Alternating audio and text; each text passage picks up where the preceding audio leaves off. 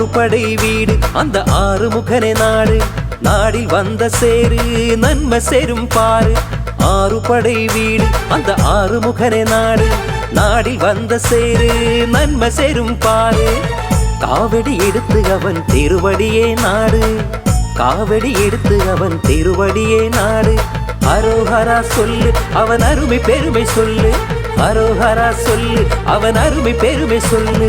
ஸ்கந்தனுக்கு முருகனுக்கு குமரனுக்கு வேலனுக்கு, ஸ்கந்தனுக்கு முருகனுக்கு குமரனுக்கு வேலனுக்கு.